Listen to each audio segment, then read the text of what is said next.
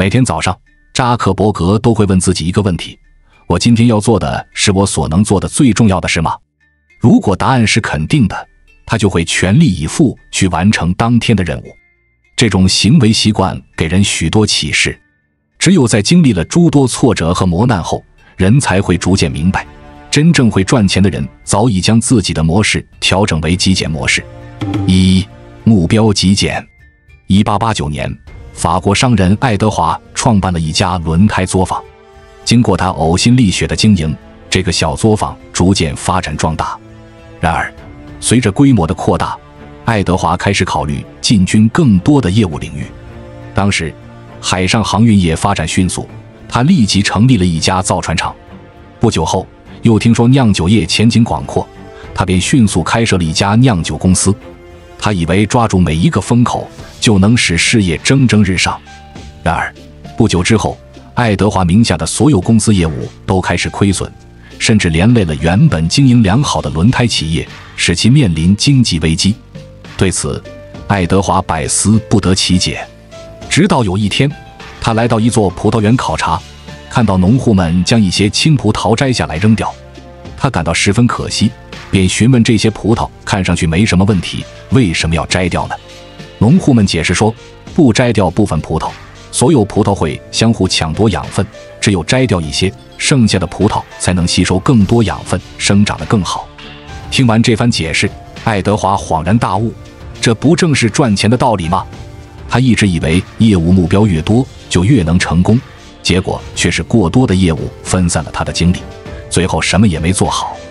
此后半年内，爱德华先后停掉了造船厂和酿酒厂等业务，专注于轮胎生产。他所创建的轮胎企业最终成为全球轮胎科技的领导者——米其林公司。这一经历让爱德华深刻明白，人往往成于一而败于二三。无论哪个行业，如果我们总是坐在这一山望那山，终将一无所成。唯有心怀定力，深耕细作于一个领域，才能成为最后的赢家。哈佛大学曾对毕业生进行长达25年的跟踪调查，结果发现，朝着一个既定方向不懈努力的人，几乎都成为了社会各界的成功人士。而那些偶尔换方向但仍有明确目标的人，大多成为各个行业中的专业人士，生活在社会的中上层。相反，那些没有明确目标、频繁转换方向的人，则大多生活困顿，常常抱怨他人和社会。专一者出众，分心者出局。这也印证了极简主义的力量，只有明确目标，集中精力，我们才能真正实现自己的价值。我们可以得出一个结论，与其做10000件平庸的事，不如把一件事做到极致。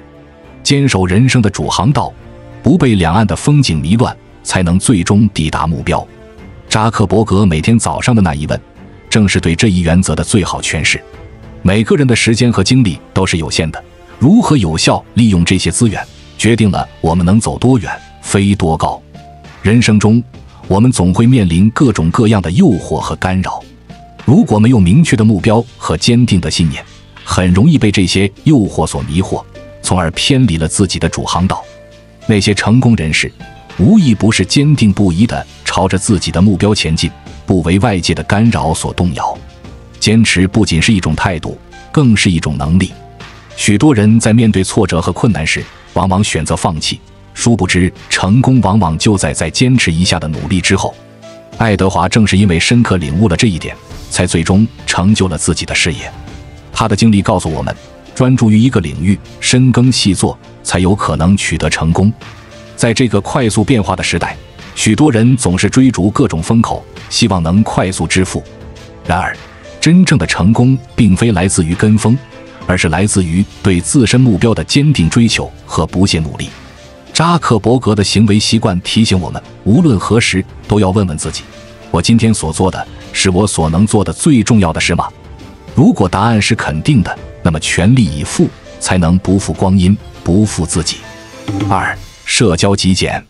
踏入职场后，朋友们常常被劝告，多一个朋友就多一条路，多一份交情就多一份保障。因此，朋友们也努力经营各种关系，试图通过扩大自己的社交圈来获取更多的资源。然而，事实往往并非如此，真正有用的人脉并不是通过浅层次的社交活动建立的。我的一位朋友就是这样一个典型的例子。在闲暇时，他总是殷勤地组织酒局，努力搜肠刮肚地说好话，希望能在社交圈中打下一片天地。逢年过节时，他会精心准备礼物，盘算着送礼名单，期待通过这些礼物建立和巩固人脉。然而，当他真正需要人帮助牵头一个项目时，别人却问你是谁。当他试图咨询一些相关行业问题时，对方直接拉黑了他。那一刻，他终于明白，所谓的人脉并不是靠几句奉承的话、几顿饭局就可以建立的。事情看冷暖，人面逐高低，关系远近，感情深疏，在于你的实际价值有几斤几两。陈立飞在《个体崛起》中分享了他与李笑来相识的过程。陈立飞刚开始做公众号时，想认识一下李笑来。当时，陈立飞只有1-2万的粉丝，而李笑来不仅是粉丝100万的大博主，而且还是著名的投资人。结局可想而知，陈立飞碰了一鼻子灰。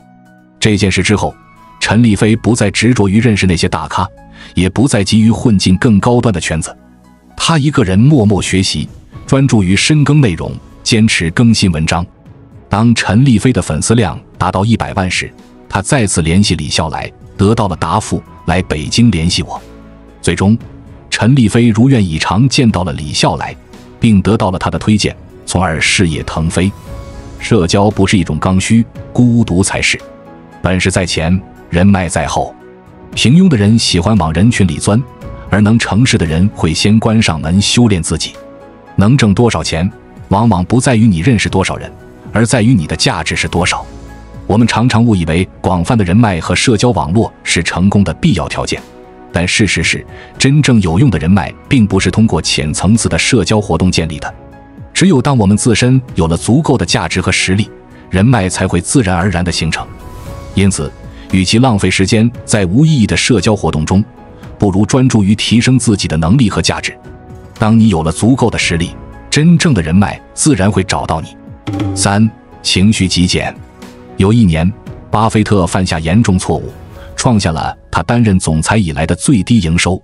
在致股东的公开信上，巴菲特自我反省道，当市场需要他重新审视自己的投资决策并迅速采取行动时，他却陷入了情绪上的波动，导致决策失误。巴菲特的投资理念中，保持情绪稳定是至关重要的。想象一下，在股市剧烈波动时，如果投资者被恐慌情绪所控制，往往会做出卖出股票的错误决定，导致亏损。而保持冷静和理性，才能在市场低迷时坚持投资，从而在市场回升时获利。无论是受了委屈还是遭遇挫折，如果我们只顾着与情绪纠缠，事情容易偏离自己的掌控，最终导致更大的损失。情绪管理对于成功的影响是深远的，尤其是在面临重大决策时。巴菲特作为投资界的传奇人物，他的经验教训值得我们每一个人深思。他指出，情绪波动会导致判断力的下降，从而做出错误的决定。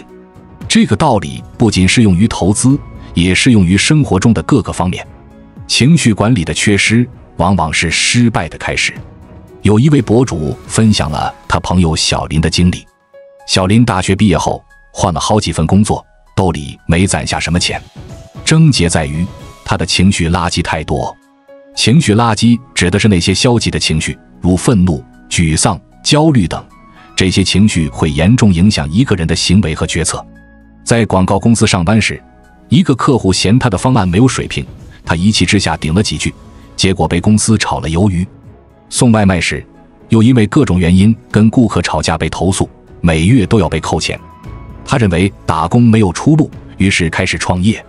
然而，创业并没有让他的情况好转。先是搞社区团购，因为繁琐事太多，他每天处于焦虑中。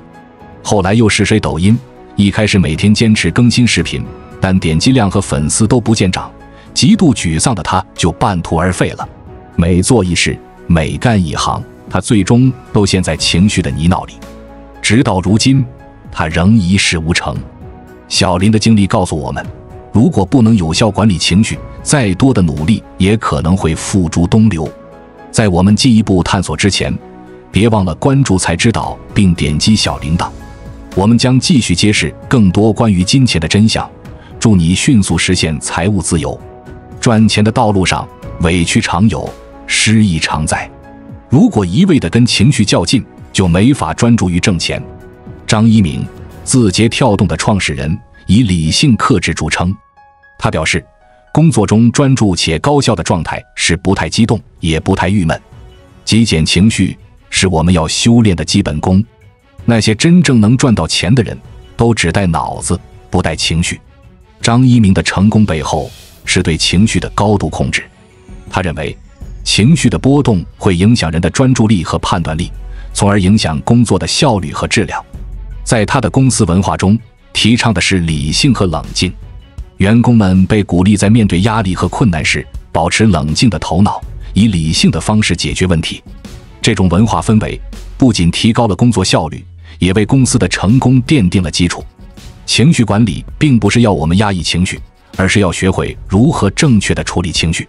当我们面对挫折和失败时，首先要做的是冷静下来，分析问题的根源，找到解决问题的方法。情绪的波动虽然无法完全避免，但我们可以通过一些方法来减轻其影响。首先，要学会自我反省。每当遇到情绪波动时，试着问自己，为什么会有这种情绪？通过反省，我们可以找到情绪的根源，从而更好地处理它。其次，要学会释放压力。适当的运动、兴趣爱好、与朋友交流等，都是释放压力的好方法。最后，要有积极的心态。面对困难和挫折时，要相信自己能够解决问题，保持积极乐观的态度。情绪管理是我们每个人都需要修炼的基本功。无论是在工作中还是生活中，保持情绪稳定、理性处理问题，都是取得成功的关键。那些真正能赚到钱的人，都懂得如何管理自己的情绪，保持冷静和理性。情绪极简并不是要求我们变得冷漠无情，而是要我们学会理性对待情绪，不被情绪所左右。通过情绪管理，我们可以提高自己的专注力和判断力，从而更高效地工作，更快地实现自己的目标。学会管理情绪是通向成功的重要一步。让我们一起努力，修炼情绪极简，实现人生的真正价值。4. 精力极简。美国前总统奥巴马，不管出入什么场合，永远都穿着灰色或蓝色的西装。360公司的创始人周鸿祎，10年来几乎每天都穿着红色的衣服。当被问及原因时，他们的回答类似：我不想在穿什么上做选择，我要把时间花在真正重要的事情上。心理学家鲍麦斯特因提出自我损耗理论而震惊学界。所谓自我损耗，就是每做一件事，每做一次选择，都会损耗一些心理能量。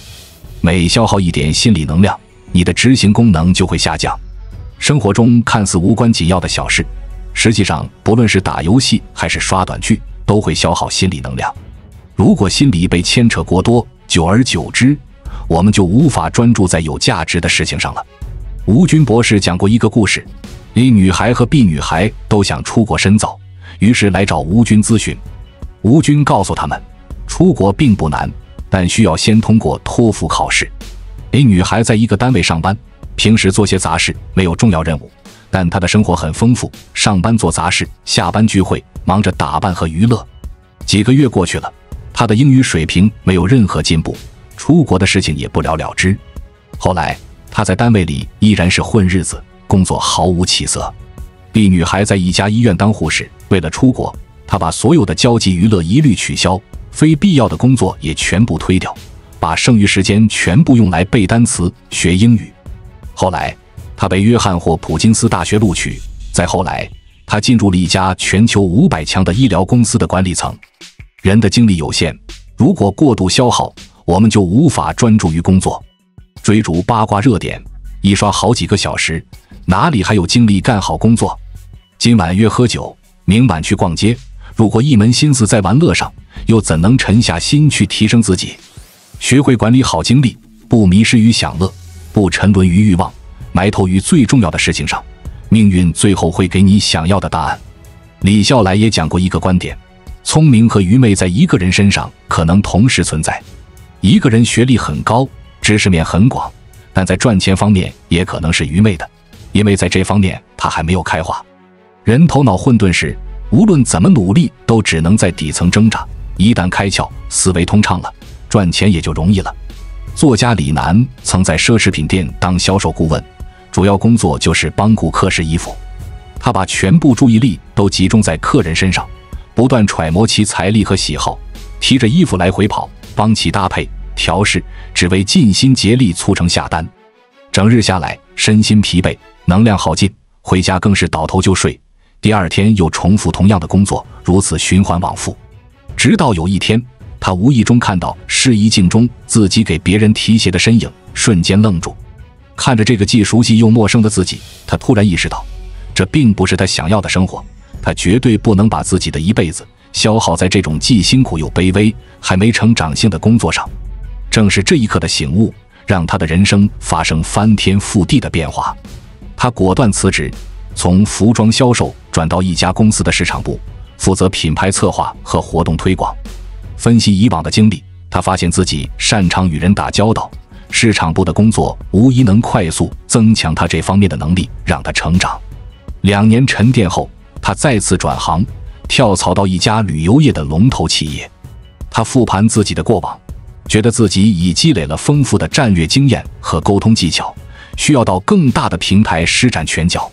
进入旅游企业后，他着手处理公司与各种外部媒体的关系，每天从最基础的写邮件开始，练习自己的逻辑能力和写作能力。随后又负责部门间的合作，锻炼自己的协调组织能力，并在这期间学习公司的经营模式和系统运作，承接了重要的商业资源，积累了大量人脉。最后他辞职，创办了自己的公司，有了自己的事业，身份倍增。他在商学院的演讲中提到，赚钱的秘诀其实就是开窍。开窍只是一瞬间，但影响却是一辈子。当你意识到自己不能以消耗自身为代价去赚没有成长性的辛苦钱时，便会主动筛选，做真正有成长、有意义的事。钱的背后永远是价值，你有多大的价值，才能收获多大的利益。网上有一位博主，25岁从京东离职入职百度，当时公司竞争激烈，他也因此浮躁不已。昨天学大数据，今天学云计算，每天忙忙碌碌，却没什么明显成效。如此下去，难保不会被淘汰。直到架构师九哥对他说，如果你用5年时间学习数据库，能不能成为这个领域的专家？现在你才25岁，5年之后你才30岁，公司好多人30岁了还是一事无成，担心自己被淘汰，而你那时候已经是这个领域的专家了。听到这一番话，李库里一下子开窍，决定专攻一处，成为数据库领域的专家。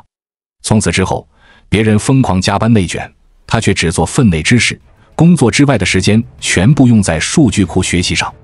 1年之后，当初的同事还在原地踏步，他却在公司把数据层重构，将系统负载降低了40%。3年后，别人完不成的性能优化，他却能轻松搞定，顺利成长为百度内部的数据库骨干，工资和年终奖每年递增。后来他离职回西安老家，别人挤破脑袋也进不了的华为，他却轻松获得工作机会，待遇比当初还要好。巴菲特提出过一个护城河的概念，一个企业需要建立难以被复制的竞争优势，才能源源不断获取利润，就像是城堡外的护城河，护城河越深，敌人就越难撼动你。其实人也一样，你的护城河越深，专业壁垒越高，别人便越难与你竞争，你自会赚到别人赚不到的钱。一招鲜，吃遍天。当你练就一个别人无法超越的长板，赚钱也就水到渠成了。人一旦开了窍，人生就会像开了挂一样，更容易成事，就像突然打通任督二脉，一路通关打怪，成为人群中的佼佼者。作为一个普通人，如何打通任督二脉呢？简单来说就3点。1. 多见事，多见人。有一段话说得好，这世上没有一句话能让你醍醐灌顶，真正叫你灌顶的只能是一段经历，而那句话只是火药仓库里哗然的一根火柴。人要开窍也是如此，多学多看，多与高人交流。在你遇人遇事摄取知识的过程中，可能其中的某个点某句话就能让你一下醒悟。就如刚刚讲的那位博主，听了前辈的一番话后，决心攻其一处，成为数据库领域的专家。就如雷军在读了《硅谷之火》后，一下热血沸腾，决心创办一家伟大的公司。多见世面，多见人，我们才可能迸发更多赚钱的灵感，拥有更多赚钱的机遇。2. 换位思考。读了财经专家的《开窍》一书后，有了一个非常明显的感触：一个人想要开窍，离不开换位思考。每个人都会面临各种各样的问题和困扰，面对一个问题，换一个维度，换一个角度，可能就会有出人意料的效果。赚钱也是如此。有人在国道附近开饭店，无论推出多丰富的菜品，都少有车辆停下来光临。但当他在饭店旁建了个厕所，路过的司机停下的越来越多，饭店人气也越来越高。学会换位思考，跳出原有的框架，全方位、多角度分析问题，开窍就容易多了。3. 持续复盘。作家周玲说，人与人之间的差距不是来自年龄，甚至不是来自经验，而是来自经验总结、反思和升华的能力。一个人能够开窍，离不开他对人生的复盘，对生活的感悟。从今天起，及时回顾自己的经历，理清思路，挖掘底层规律。有了对人生的持续反思总结，才能在赚钱的路上不至于跑偏。人一旦开悟，赚钱就像喝水一样简单。但所有的顿悟看起来是一瞬间，事实上却是量变积累的结果。